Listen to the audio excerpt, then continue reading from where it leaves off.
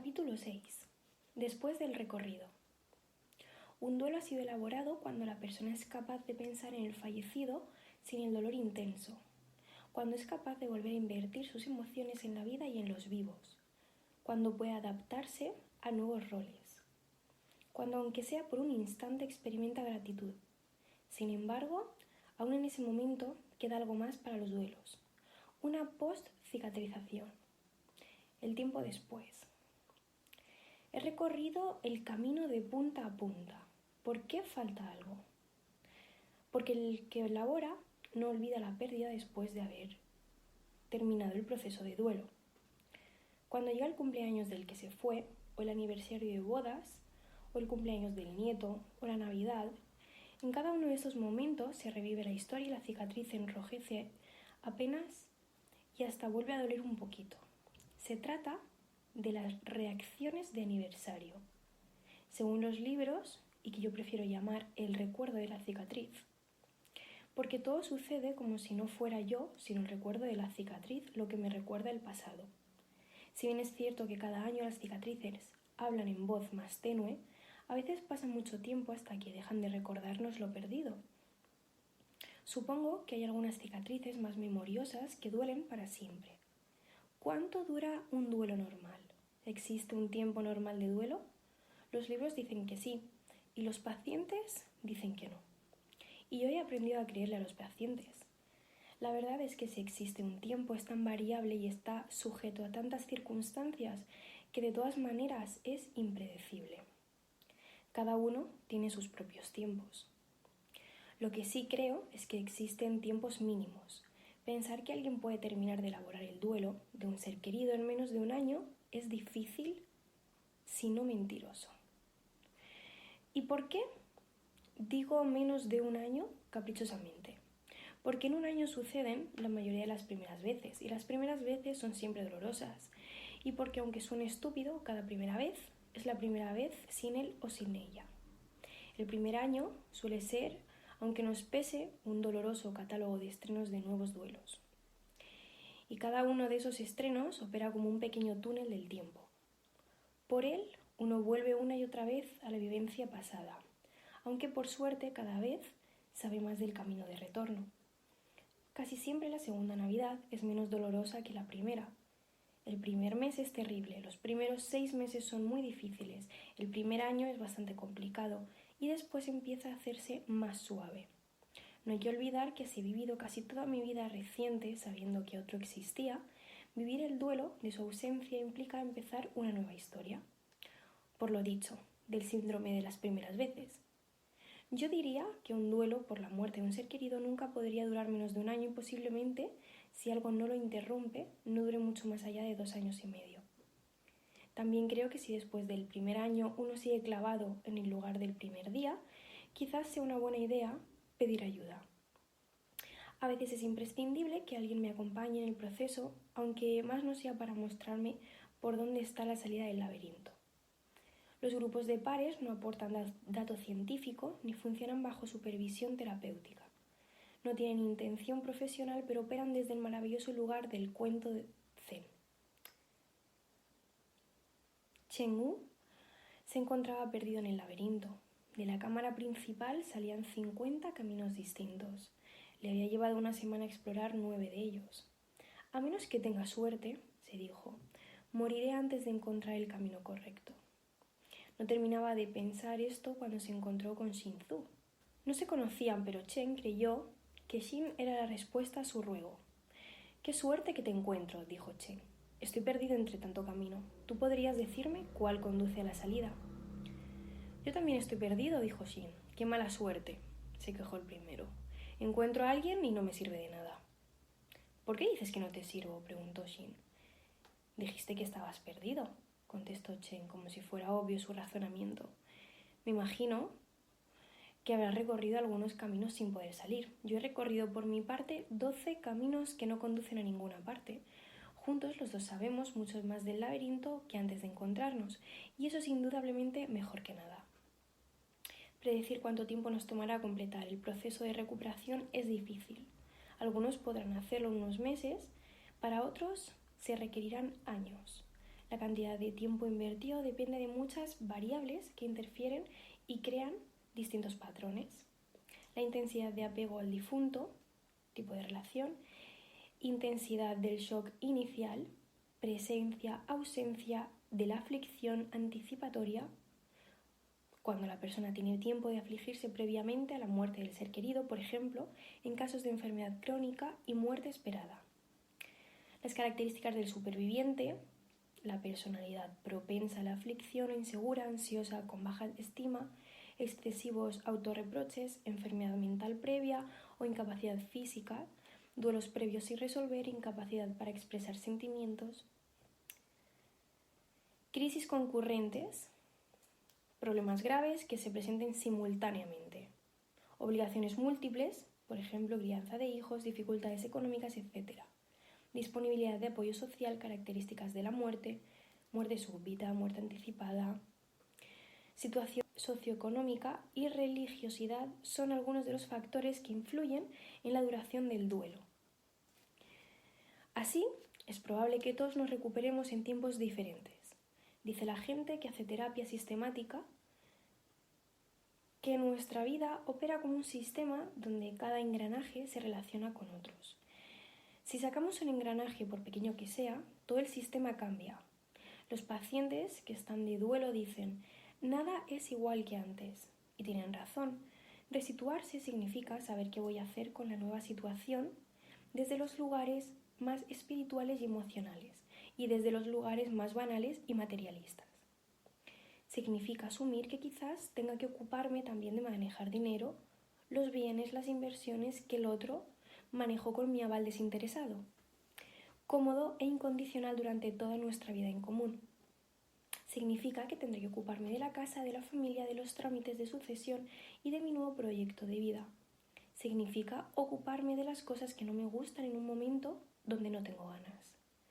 Es una tarea horrible, pero la tengo que hacer mientras me ocupo como puedo del lugar que le voy a dar a la imagen interiorizada de lo perdido. Así que estos son los objetivos del duelo: elaborar, resituarse, reubicar.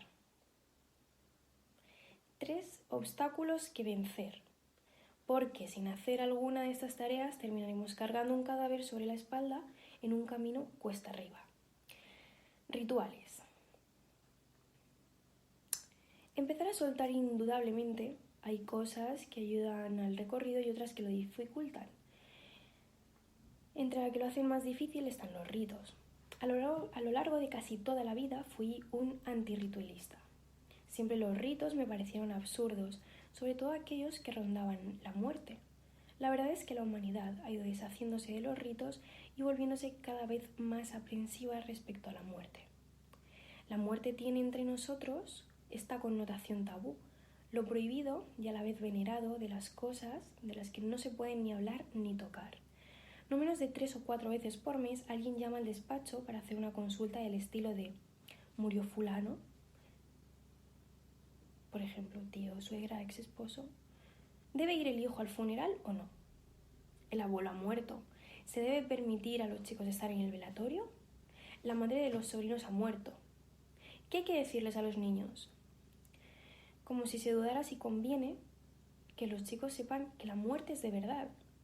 Como si fuera conveniente mentirle una eternidad falsa para que no se entere porque es muy pequeñito y sufre. Lo que nosotros estamos produciendo al ocultar la muerte a nuestros niños no tiene nombre. No podemos llegar a medir las consecuencias de sugerir que la inmortalidad es una posibilidad. Y esto tiene que ver con el habernos alejado de los ritos. Los ritos están diseñados para el aprendizaje y la adaptación del hombre a diferentes cosas, entre ellas para que el individuo acepte la muerte y acepte la elaboración del duelo. Los ritos tienen que ver con la función de aceptar que el muerto está muerto y con la legitimación de expresar públicamente el dolor, lo cual, como vimos, es importantísimo para el proceso. Los ritos, aprendí, son importantes. Un día, un paciente me contó que iba al cementerio todos los domingos. Ella visitaba la tumba de su marido muerto. Recuerdo que le preguntaba: Doña Raquel, ¿hace falta que vaya todos los domingos? ¿No puede dejar de ir alguna semana? Nada fue preguntado ingenuamente. Ella me dijo: no es que lo contraiga, doctor. Yo sé que usted me quiere ayudar, pero no funcionaría. Yo quise hacer eso antes de venir a verlo a usted. Traté de dejar ir, pero si no voy el domingo al cementerio, después me siento mal toda la semana. Me puse serio y sentencié: usted se siente mal cuando no va porque se siente culpable. Raquel comprensivamente me dijo: no, doctor, ¿qué me voy a sentir culpable? Mi marido hace 2 años que murió, no me siento culpable. ¿Sabe qué pasa? Yo voy ahí y me siento un rato, lloro. Me quedo hablándole unos minutos y después me voy. Fuera del domingo yo no lloro más en toda la semana, pero cuando dejo de ir ando llorando por todos los lados. El cementerio me da un lugar y un espacio para llorar. A mí me impresionó y me hizo entender que estaba equivocado. Designar un espacio, un momento y un lugar para conectarse con el dolor funciona de verdad. Un rito que ordena y protege. Un rito que aporta un lugar serio y un tiempo sincero donde expresar, para no tener que expresarlo en cualquier lugar y en cualquier momento. Esto es la historia de poder soltar. Mientras lo tengo conmigo, lo tengo. Cuando no lo tengo, no lo tengo más. ¿Se va a ir? ¿Es su decisión? Está muy bien. ¿Se va a quedar? ¿Es su decisión? Está muy bien. Pero cuando esté conmigo, a mí me gustaría que esté conmigo. Esto es intensamente, comprometidamente. Vivo mi relación con mis amigos con toda la intensidad. Y si un día mis amigos se van, seguramente voy a decirles: no quiero. Y seguramente me van a decir: me voy a ir igual. Y yo voy a soltar. Uno de mis mejores amigos en el mundo está yendo a Nueva York. Y la verdad que fue muy dolorosa su partida. Han pasado 20 años, nos vemos muy poco. Hablamos de vez en cuando por teléfono, lo sigo amando, quizá más que antes, pero ahora lo puedo soltar y saber que está conmigo. Si pudiéramos ver esto, ver la continuidad en nosotros, si pudiéramos darnos cuenta de lo trascendentes que somos, quizás podríamos vivir las pérdidas con otra mentalidad, desde otro lugar, con una nueva actitud, con la curiosidad y la excitación que tiene frente a lo nuevo aquel que no teme. Si el camino no se recorre por completo porque el caminante decide quedarse en algún lugar del recorrido, si se tarda más tiempo del razonable en llegar a destino o si se pierde el rumbo en un desvío, hablamos de duelo patológico. Duelo patológico. Cuando voluntaria o involuntariamente se interrumpe el proceso de duelo normal, la herida nunca llega a cicatrizar. El duelo patológico siempre se debe a alguna de estas 4 cosas. El proceso de duelo nunca empieza. O se detiene morbosamente en alguna de las etapas. O progresa hasta alguna de ellas y rebota infinitamente hacia alguna interior. O se atasca intentando evitar una etapa. Lo que determina diferentes tipos de duelos enfermizos. Algunos de ellos son: el duelo ausente. Si el que debe vivir el proceso se defiende tanto o sufre un shock tan grande que no puede salir de la primera etapa. El duelo conflictivo, cuando el proceso está sirviendo para otra cosa, por ejemplo, para no responsabilizarse de la vida que le queda por vivir. El duelo retrasado, casi siempre ligado a un conflicto interno emocional, por ejemplo, cuando los sentimientos que tienen frente a esta muerte son tan ambivalentes que no sabe si alegrarse o entristecerse. El duelo desmedido, cuando la expresión emocional se desborda, a veces excediendo los límites de la integridad propia o de terceros. Y el duelo crónico, cuando el proceso se recicla infinitamente sin terminar nunca. Algunos duelos patológicos resultan de la combinación o alternancia de alguno de ellos.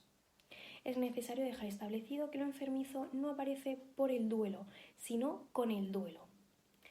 Y es siempre la expresión de una patología previa. Es decir, hay algo que está complicado desde antes y que sale a la luz con el proceso del duelo. Todas las reacciones de mala adaptación al duelo requieren una terapia compleja cuando coexisten con trastornos psiquiátricos importantes.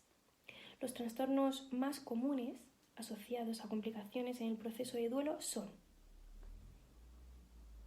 depresión grave, abuso de drogas y alcohol, trastornos psicosociales de integración, anormal relación con la pérdida, ideas recurrentes de la propia muerte, duración anormal de los síntomas y ausencia de pena.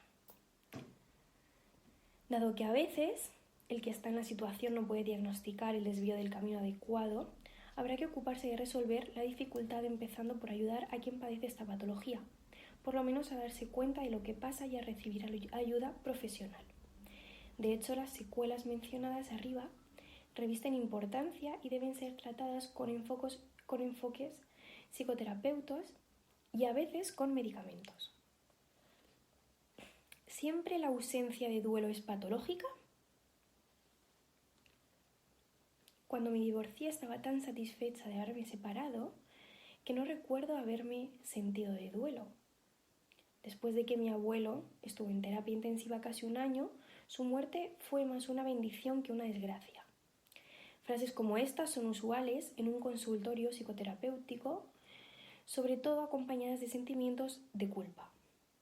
Cuando sostienen esa culpa, en el tiempo se vuelven los que se sienten mal por los que no se sienten mal. Muchas veces, en una separación no hay duelo sostenible. En algunos casos no es una patología, porque el verdadero duelo se hizo antes de la decisión final. Lo mismo pasa con las agonías prolongadas, cuando lo que más se siente muchas veces es el cierre. Porque el proceso de duelo se va viviendo mientras el enfermo se muere. Otras veces el enfermo sufre enormemente y entonces, sin que medie ninguna distorsión en los que quedan, la muerte combina el dolor de la pérdida con una cuota de doble alivio inevitable, alivio por el final del sufrimiento que padecía el enfermo y también del propio dolor al verlo sufrir. En todos estos casos no se trata de verdaderos duelos ausentes, sino de duelos anticipados. El camino del duelo es siempre el mismo. Cambian los tiempos, cambia la intensidad, cambia el acento en alguna de estas facetas, pero siempre hay un duelo frente a una pérdida. Si no lo hay y no lo hubo anticipadamente, un mecanismo de defensa está bloqueando la conexión con el dolor. Es también bastante clásico recibir la consulta de una madre que se lamenta de que su esposo no la acompaña en el dolor de la muerte del hijo de ambos. La verdad es que debo admitir que los hombres siempre estamos intentando defendernos del dolor como podamos y como la sociedad nos avala la dedicación absoluta de nuestro rol de proveedores incansables, en general, escapamos hacia el trabajo. Al comienzo, una defensa puede ser aceptable. Sin embargo, si se mantiene reprimido demasiado tiempo, el dolor tenderá a expresarse de otras formas. Mal humor, reacciones violentas, somatización, adicciones, etc. En la otra punta de los que no se animan a entrar están los que no se animan a salir. Estos dolientes caminantes de las lágrimas no están dispuestos a dejar ir la presencia ausente de lo que no está, como en muchos casos que no se permiten soltar lo pasado y asumir la sensación de soledad que conlleva la pérdida.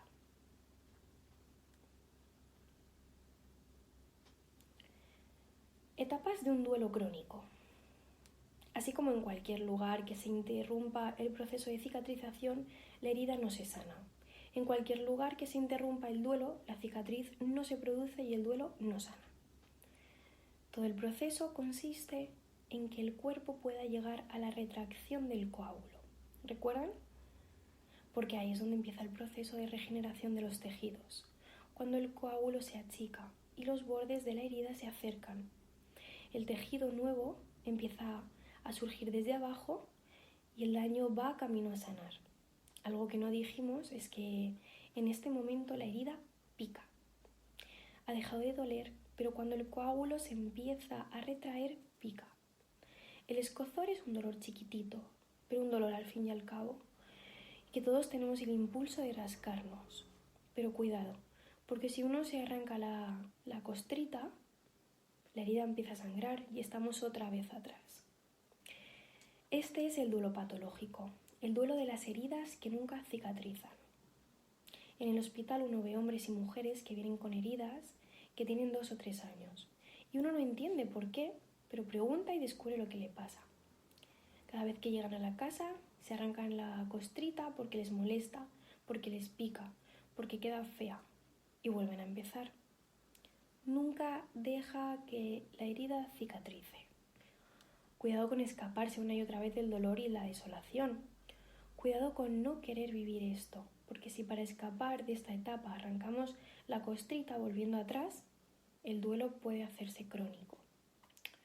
Pasan 15 años, 20, y cada vez que uno llega a la desolación, le teme tanto que huye hacia la bronca, escapa a la negación, se vuelve un niño, se queda en la culpa, corre hacia atrás, a cualquier lado con tal de no pasar por esta tristeza infinita, con tal de no enfrentarse con el alma en ruinas. Y si no hacemos algo para que se termine el círculo vicioso, volvemos una y otra vez para atrás y cambiamos el dolor por el sufrimiento y nos instalamos en él, ¿qué hay que hacer? Más bien se trata de lo que no hay que hacer. No hay que rascarse, hay que animarse a vivir el dolor de la etapa de la tristeza desolada y dejar que el río fluya confiando en que somos lo suficientemente fuertes para soportar el enorme dolor de la pena. Hablo de seguir peleando hasta el final del camino. Yo creo que deberíamos ocuparnos, darnos cuenta, buscar la manera, encontrar los lugares, descubrir cómo, hallar las personas, buscar los caminos para conectarnos con las mejores cosas que tenemos. Y las mejores cosas que tenemos son la lucha y el deseo de seguir hacia adelante. Las ganas de vivir la vida que a pesar de enfrentarnos con dolores y temores, repito, vale la pena ser vivida. Hemos visto cómo detrás de un duelo ausente o detrás de un sufrimiento eterno puede esconderse la decisión de no vivir el duelo. La huida denegadora y el cambio de dolor por sufrimiento son 2 de los 3 desvíos en los que uno puede perder en el camino de las lágrimas. El tercer rebusque, para no terminar de soltar al que no está, es la idealización. Este desvío está un poquito después de haber pasado por la desolación y se confunde con el sendero correcto de la identificación. Idealizar al que se murió es creer que nadie hacía esto como él, que en aquello era maravilloso, que en lo otro sensacional, y que lo poco que hacía mal no lo recuerdo porque en realidad no tenía importancia. Pero lo que hacía bien era espectacular, y cuando no estaba haciendo nada bueno era en realidad porque yo no lo notaba. Como Gardel, que según la leyenda cada día canta mejor. Esa es la necesidad de eternizar al que murió, para que no nos abandone, para no discriminarse, para no soltarlo. Una salida peligrosa, un verdadero escape hacia adelante, porque abre la posibilidad de quedarnos estancados en la idea de que ya no haga falta terminar con el duelo, porque idealizando su memoria puedo mantenerlo vivo. El desagradable nombre técnico de este proceso es momificación de lo perdido, como las películas de terror, embalsamar el cadáver para sentarlo a la mesa y servirle la comida todos los días, para decir, está aquí. Este es el lugar de papá, de la abuela o del tío Juan, y donde nunca nadie más se sentó. La salida ahora es aceptar que el que se murió era en muchos sentidos maravilloso y en algunos otros una mierda, nos guste o no. ¿Estamos dispuestos a admitirlo o no? Todos tenemos un aspecto oscuro y un poco mierdoso en nuestra manera de ser. Si el tuyo es pequeño y insignificante, tus amigos y tu familia son unos afortunados. Tiene que ver con aceptar que cada uno de nosotros tiene aspectos bárbaros y aspectos siniestros, que cada uno de nosotros tiene una buena parte y una parte jodida. Tiene que ver con darse cuenta de que en cada persona, cada cosa, cada situación, cada lugar, tiene cosas que me gustan y cosas que no me gustan. ¿Por qué cuando ya no está vas a tener nada más que las que me gustaban? De pronto todos los defectos, todas las cosas horribles que detestaba eran mínimas. Todo aquello por lo que puteaba no parece importante. Y todo lo bueno es único, espectacular e incomparable. Bien, eso es idealizar. Idealizar tiene que ver con negar todo lo malo que tenía lo perdido y con sobrevalorizar lo bueno. en las personas de alguna manera se relacionan con no ver lo humano, con endiosar al que se fue. He visto de verdad cosas siniestras respecto a la idealización, como negar intensamente algunos aspectos deplorables y nefastos del que se murió. Aspectos por los cuales esa misma persona deseó que al otro lo pisara un camión. La idealización funciona desde muchos lugares, poniéndole al otro cosas que en realidad no tenía y sacándole sus peores miserias. Idealizar es deshumanizar y también, como con los vivos, es una manera de no aceptar. Si te acepto, debería despedirte, debería aceptar que no estás. En cambio, si te idealizo, no hace falta. Te pongo en un plano superior para poder quitarte lo terrenal y entonces renunciar a separarme momificándote, santificándote, haciendo de tu recuerdo un culto. Y lo que sucede en muchos casos es que la familia entera idealiza. Y aparentemente está todo bien porque finalmente coincidimos, pero la verdad es que tampoco sirve. Y tarde o temprano la mentira de inmaculada esencia queda al descubierto. O peor aún, se sostiene y nadie podrá nunca relacionarse sin comparar al que llegue a la casa con la imagen perfecta del que murió. Lamentablemente, la muerte no hace nada para mejorar lo que era el que murió, y esto es así, más allá de todas las creencias de la elevación del espíritu y la purificación de las almas. Me parece importantísimo poder perdonar al difunto, pero no olvidar quién fue en vida. Perdonar en todo caso es cancelar sus deudas, pero no es olvidar quién no las pagó. La idea de seguir luchando y peleando para llegar al lugar de contacto genuino con la imagen real, al lugar de la aceptación, aunque aceptar la pérdida nos parezca imposible.